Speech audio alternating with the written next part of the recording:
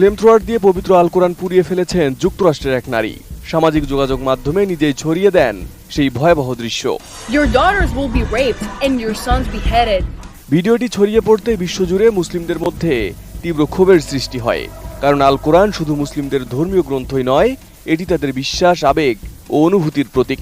মানবজাতির কাছে আলোর দিশারি হিসেবে বিবেচিত এই গ্রন্থকে এভাবে পোড়ানোর ঘটনায় ক্ষোভে ফুঁসে উঠেছে বিশ্ব মুসলিম উম্মাহ। ঘটনাটি ঘটেছে যুক্তরাষ্ট্রের টেক্সাস অঙ্গরাজ্যে। ওই নারীর নাম ভ্যালেন্টিনা গোমেজ।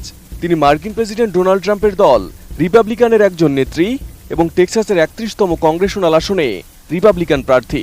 প্রচারণার অংশ হিসেবে এমন জঘন্য কাজ করেন গোমেজ। রিপাবলিকান ওই নারী নেত্রী কোরআন পোড়ানোর আগে টেক্সাস থেকে ইসলামকে মুছে ফেলার হুঁশিয়ারি দেন এবং মুসলিমদের সন্ত্রাসী আখ্যা দিয়ে ৫৭টি মুসলিম দেশের যে কোনো একটিতে যেতে বলেন গোমেজ। সেই সাথে বিশ্ব থেকে ইসলামকে একেবারে থামিয়ে দিতে হবে বলেও হুঁশিয়ারি দেন Valentina. America is a Christian nation, so those terrorist Muslims can to any of the 57 Muslim nations. উস্কানিমূলক ওই ভিডিওতে তিনি মিথ্যাভাবে দাবি করেন আমেরিকা একটি খ্রিস্টান দেশ। টেক্সাসে মাত্র ১% মুসলিম রয়েছে। টেক্সাসের নাগরিকদের উদ্দেশ্যে বলেন, যদি ইসলামকে চিরতরে শেষ না করা হয় তাহলে তোমাদের মেয়েদের ধর্ষণ করা হবে এবং ছেলেদের শিরোচ্ছেদ করা হবে। ইসলামকে অপমান করে ইসরায়েলের পক্ষ নিয়ে গোমেজ বলেন, ইসরায়েলের সৃষ্টিকর্তাই হলেন সত্যিকারের সৃষ্টিকর্তা। There is only one true God, and that is the God of Israel. বিভিন্ন সময় ইসলাম নিয়ে বিদ্বেষমূলক আচরণ ও মন্তব্য নিয়ে মার্কিনের রাজনীতিবিদের পরিচিতি রয়েছে। ঘৃণাত্মক ও উস্কানিমূলক মন্তব্যের জন্য ইতোমধ্যে সমালোচিত ২৬ বছর বয়সী এই নারী। অনেকেই বলছেন তিনি রাজনৈতিক উদ্দেশ্য পূরণের জন্য ধর্মকে বেছে নিয়েছেন আর তার মূল প্রতিপক্ষ বানিয়েছেন ইসলামকে। Unless we stop Islam once and for all.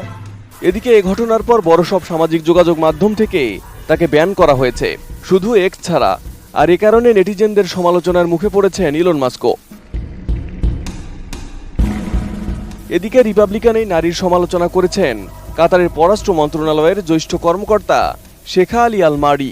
তিনি বলেন, গোমেজ যদি সত্যি খ্রিস্টানদের নিয়ে উদ্বিগ্ন হতেন তাহলে তিনি তাদের পাশে দাঁড়াতেন, জায়নিস্ট উপনিবেশবাদী ইসরায়েলিদের পাশে নয়, যে দেশটিতে অনেক ইহুদি সন্ত্রাস ও নিপীড়নের জন্য তাদের বিরোধিতা করছে। এদিকে কলম্বিয়ায় জন্ম নেওয়া গোমেজকে একজন ব্যর্থ রাজনীতিবিদ বলেছে তুরস্ক ভিত্তিক সংবাদ মাধ্যম টিআরটি গ্লোবাল।